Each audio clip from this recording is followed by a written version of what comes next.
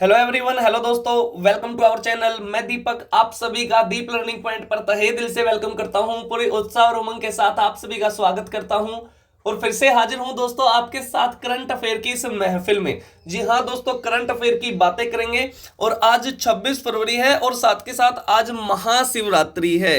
महाशिवरात्रि है, ठीक है।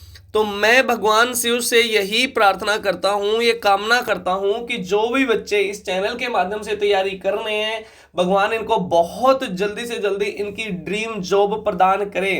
ठीक है, एक बहुत अच्छा सा जीवन में संकल्प ये बच्चे लेकर चलें, अपने पढ़ाई के प्रति बहुत ज्यादा प्रेरणा इनमें रहे। ऐसे मैं भगवान शिव से प्रार्थना करता हूँ बहुत जल्दी आप अपने ड्रीम्स को पूरा कर पाए। सिर्फ खुद में विश्वास रखो, मेहनत करते रहो और आगे बढ़ते रहो। भगवान शिव आपको उतना जरूर देंगे जितनी आपकी मेहनत डिजर्व करती है। ठीक है, मैं हमेशा एक बात कहता हूं कि भगवान है ना, आपको बस मेहनती बना के रखे, आपको मेहनती बना के रखे। अगर आप मेहनती हैं तो कोई भी टारगेट आप अचीव कर लोगे बहुत आसानी से। ठीक है, तो आपको महाशिवरात्रि की बहुत बहुत शुभकामनाएं। और आज है 26 फरवरी, महाशिवरात्रि भी है। तो चलिए आज की क्लास की शुरुआत करते हैं। और करंट अफेयर की महफिल हर रोजाना सज रही है, हर रोजाना क्लास आपके पास आ रही है करंट अफेयर की। तो पहले क्वेश्चन की ओर चलते हैं। पहला क्वेश्चन हो जाएगा दोस्तों कि हाल ही में आरबीआई ने आर्थिक और वित्तीय डेटा तक पहुंच प्रदान करने के लिए कौन सा ऐप लॉन्च किया है। ये लॉन्च किया दोस्तों आरबीआई ने, आरबीआई डेटा के नाम से ये ऐप लॉन्च की है आरबीआई बैंक ने। अब आरबीआई के बारे में यहां पर बातें मैंने लिखी हैं कि आरबीआई की स्थापना कब की गई। 1 अप्रैल 1935 को आरबीआई की स्थापना की गई। मुख्यालय कहां पर है, मुंबई के अंदर है। वर्तमान में इसके गवर्नर कौन है, संजय मल्होत्रा। और पीछे एक क्वेश्चन आया था आरबीआई से कि आरबीआई ने रेपो रेट को भी कम किया है, रेपो रेट को भी घटाया है। ठीक है, कितना घटाया है, 0.25% घटाया है, यानी कि 6.5% से कम होकर कितनी आ गई, 6.25% आ गई थी आपकी रेपो रेट। ठीक है, ये क्वेश्चन भी पिछली कुछ दिनों पहले आपने करंट अफेयर में पढ़ा है, मैंने आपको पढ़ाया है।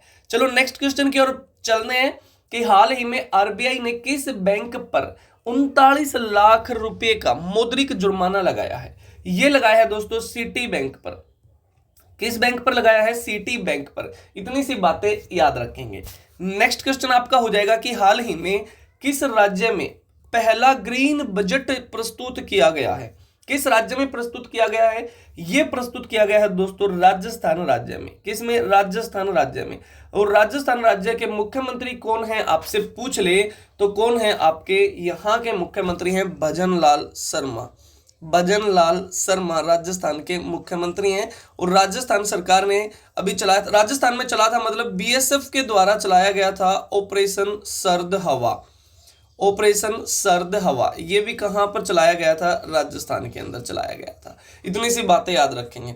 सोयल हेल्थ कार्ड स्कीम भी कहां से चलाई थी आपकी, राजस्थान से 2015 में चलाई थी। ठीक है, सोयल हेल्थ कार्ड स्कीम जो अभी चर्चा में रही है। ठीक है, मृदा स्वास्थ्य कार्ड योजना, इतनी सी बातें याद रखेंगे। अब ये ग्रीन बजट है क्या, ये कुल बजट है 5.37 लाख करोड़ का। अब इसमें प्राथमिकताएं क्या है, बिजली, सड़क और पानी के साथ साथ स्वास्थ्य और कृषि पर भी ध्यान दिया जाएगा, उनको भी प्राथमिकता दी जाएगी इस ग्रीन बजट में। ये है, और यह बजट संयुक्त राष्ट्र के सतत विकास लक्ष्यों 2030 के अनुरूप तैयार किया गया है। इतनी सी बातें याद रखेंगे। नेक्स्ट हो जाएगा दोस्तों कि हाल ही में भारत अगले 5 साल में किस देश के 1500 से अधिक सिविल अधिकारियों को प्रशिक्षित करेगा। यह करेगा दोस्तों श्रीलंका देश के अधिकारियों को, श्रीलंका देश के अधिकारियों को प्रशिक्षित करेगा। इतनी सी बातें याद रखेंगे। अब श्रीलंका की राजधानी क्या है, कोलंबो है। मुद्रा क्या है, श्रीलंकाई रुपया है, श्रीलंकाई रुपया है। प्रधानमंत्री हरिनी अमरासूरिया है, हरिनी अमरासूरिया। राष्ट्रपति अनुराग कुमार दिसानायके, अनुराग कुमार दिसानायके। और श्रीलंका के साथ हम युद्ध एक्सरसाइज करते हैं, वार एक्सरसाइज करते हैं, युद्ध अभ्यास भारत जो करता है। एक है आपका मित्र शक्ति, मित्र शक्ति, और एक है दोस्तों स्लाइनेक्स, स्लाइनेक्स। ये करते हैं हम किसके साथ, श्रीलंका के साथ युद्ध अभ्यास। इतनी सी बातें याद रखेंगे। ठीक है, उसके बाद नेक्स्ट क्वेश्चन हो जाएगा आपका, हाल ही में अमेरिकी जांच एजेंसी एफबीआई ने एफबीआई के निदेशक कौन बने हैं? एफबीआई के इसके निदेशक बने दोस्तों काश पटेल। कौन बने हैं? काश पटेल। याद रखेंगे, बड़ा इंपॉर्टेंट क्वेश्चन रहेगा ये। और एफबीआई की फुल फॉर्म क्या है? Federal bureau of investigation. इसकी स्थापना की गई दोस्तों 26 जुलाई 1908 को। हेडक्वार्टर कहां पे? वाशिंगटन डीसी के अंदर इसका हेडक्वार्टर है। और वाशिंगटन डीसी में किसका भी हेडक्वार्टर है? वर्ल्ड बैंक का भी हेडक्वार्टर है दोस्तों। वर्ल्ड बैंक का भी हेडक्वार्टर है। साथ में आपका आईएमएफ इंटरनेशनल मॉनेटरी फंड का भी हेडक्वार्टर है।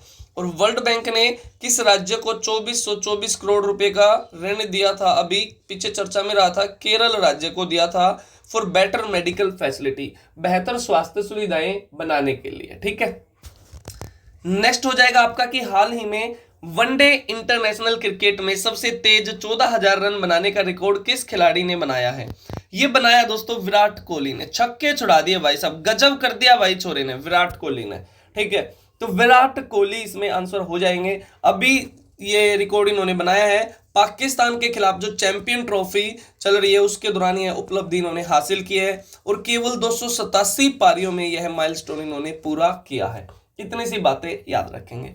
नेक्स्ट क्वेश्चन हो जाएगा दोस्तों कि हाल ही में फाइनेंशियल लिटरेसी वीक यानी कि आर्थिक और साक्षरता सप्ताह किसके द्वारा लॉन्च किया गया है? ये लॉन्च किया गया दोस्तों भारतीय रिजर्व बैंक आरबीआई के द्वारा ये लॉन्च किया गया है। ठीक है, अभी क्या है ये, इसके बारे में जानते हैं। सबसे पहले तो इसकी थीम क्या है? इसकी थीम है दोस्तों वित्तीय साक्षरता महिला समृद्धि। वित्तीय साक्षरता महिला समृद्धि यानी कि वित्तीय साक्षरता में महिलाओं को समर्थ बनाना है, इसकी मुख्य थीम ये है। अब इसके बारे में जानते हैं। यह 24 से 28 फरवरी 2020 के बीच मनाया जा रहा है। 2016 से प्रत्येक वर्ष इसे आयोजित किया जा रहा है। भारतीय रिजर्व बैंक की स्थापना दोस्तों 1 अप्रैल 1935 को हुई थी। इसका मुख्यालय मुंबई में स्थित है। और आरबीआई की स्थापना यंग हिल्टन आयोग की सिफारिशों के आधार पर की गई थी। यंग हिल्टन आयोग। और इसका राष्ट्रीयकरण किया गया दोस्तों 1 जनवरी 1949 को इसका राष्ट्रीयकरण किया गया। और वर्तमान में संजय मल्होत्रा इसके 26वें गवर्नर हैं। ठीक है, और आरबीआई के पहले ब्रिटिश गवर्नर अगर आपसे पूछ ले सर ओसबोर्न स्मिथ थे। सर ओसबोर्न स्मिथ थे। और पहले भारतीय गवर्नर पूछ ले तो सीडी देशमुख पहले भारतीय गवर्नर। ये क्वेश्चन बहुत इंपॉर्टेंट आपका हो सकता है। नेक्स्ट क्वेश्चन आपका हो जाएगा कि हाल ही में माउंट डुकोनो ज्वालामुखी में विस्फोट हुआ है। माउंट डुकोनो ज्वालामुखी में विस्फोट हुआ है, ये किस देश में हुआ है? ये हुआ दोस्तों इंडोनेशिया के अंदर। कहां पर? इंडोनेशिया के अंदर। अब इंडोनेशिया के बारे में जानते हैं। किस द्वीप पे ये जो ज्वालामुखी फटा है ये हालमाहेरा द्वीप पर फटा है। हालमाहेरा द्वीप। डायरेक्ट पर्सन आपसे ये भी पूछ लेगा कि हालमाहेरा द्वीप किस देश में स्थित है। ठीक है, ये भी पूछ सकता है। अब इंडोनेशिया और ज्वालामुखियों से संबंधित जो संपूर्ण जानकारी वो मैंने यहां पर दर्शाई है। ठीक है, इंडोनेशिया की राजधानी दोस्तों जकार्ता। भविष्य की राजधानी नूसंतारा को बनाएगा ये। ठीक है, क्योंकि इसने कहा है जो जकार्ता है वहां पर पानी का स्तर बढ़ता जा रहा है और ये शहर डूबता जा रहा है, क्योंकि इंडोनेशिया वैसे भी एक द्वीपीय देश है दोस्तों। और किस द्वीप पर पड़ेगा ये जकार्ता ना? ये आपका नूसंतारा बोर्नियो द्वीप पर पड़ेगा, बोर्नियो आइलैंड पर। मुद्रा है यहाँ की इंडोनेशियाई रुपया। राष्ट्रपति हैं प्रबोवो सुबियांटो। ये प्रबोवो सुबियांटो। और यही तो मुख्य अतिथि थे अब की बार हमारे यहाँ पर 26 जनवरी 2025 में। हमारे अब की बार जो हमने गणतंत्र दिवस मनाया है उसमें मुख्य अतिथि इंडोनेशिया के ही राष्ट्रपति थे प्रबोवो सुबियांटो।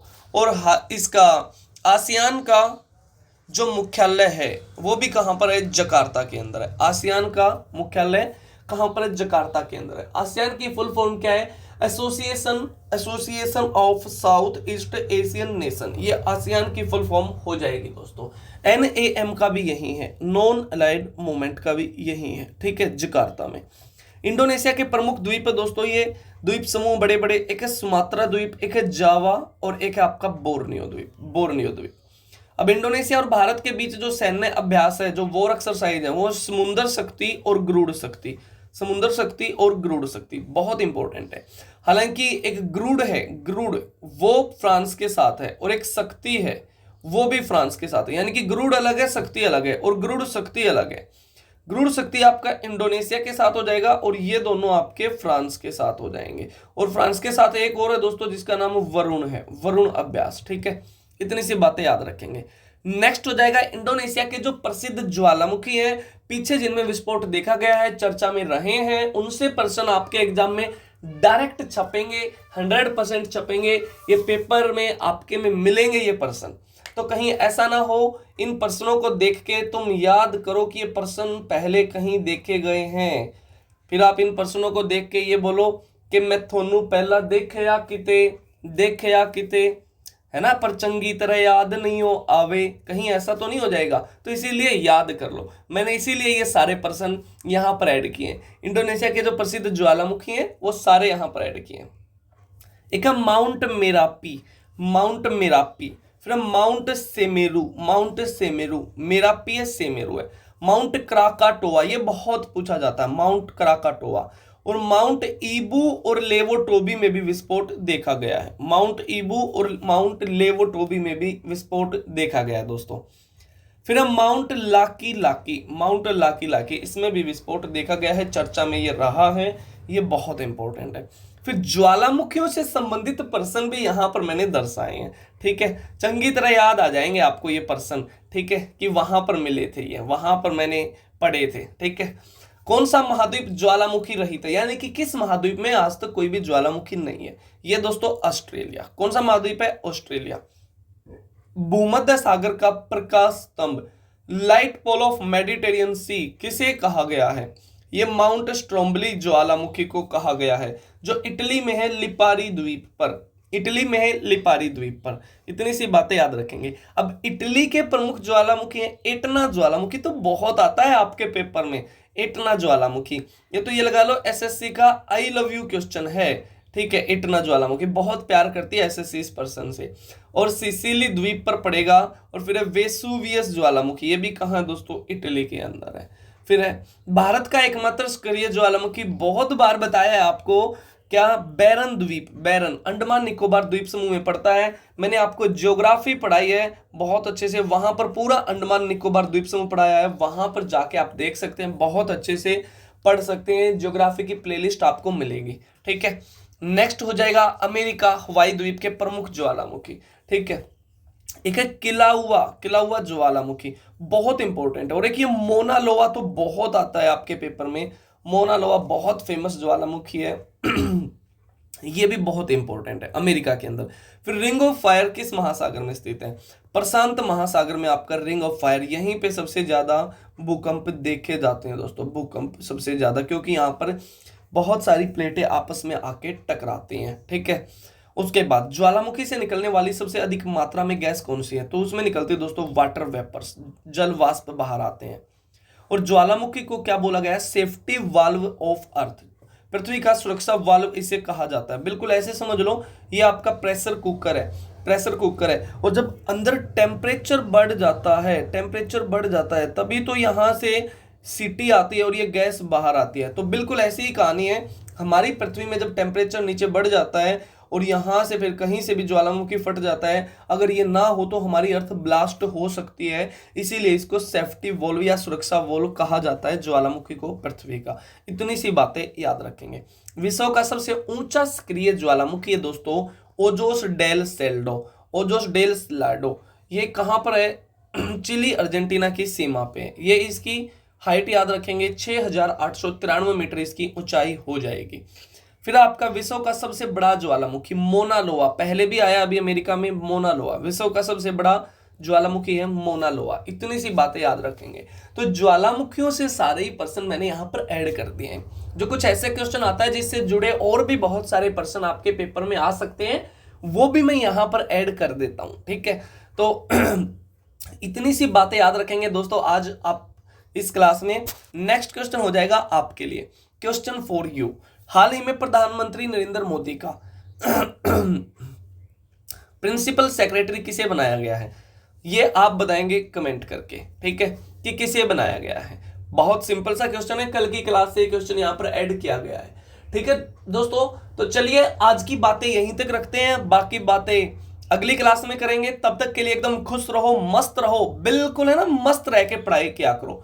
मैंने हमेशा आपको बताया है कि जिसकी मस्ती जिंदा है उसकी हस्ती जिंदा है, अदरवाइज वो इंसान इस दुनिया में जबरदस्ती जिंदा है। तो जबरदस्ती जिंदा नहीं रहना है, ठीक है। खुश रह के, आनंदित मोड में रह के तैयारी किया करो, एक प्रॉपर शेड्यूल बना के, अपना टाइम टेबल बना के पढ़ाई किया करो, ठीक है। और बस अपनी मेहनत में विश्वास रखो, एक दृढ़ संकल्प के साथ लगे रहो। भगवान शिव बहुत जल्दी आपको अपनी सफलता तक जरूर पहुंचाएंगे। जितनी मेहनत आप डिजर्व कर रहे हैं उतना रिजल्ट आपको 100% मिलेगा, 100% मिलेगा। तो चलिए दोस्तों, आज की बातें यहीं तक रखते हैं, बाकी बातें अगली क्लास में सेम टाइम सेम जगह अगले दिन। जय हिंद, जय भारत, वंदे मातरम।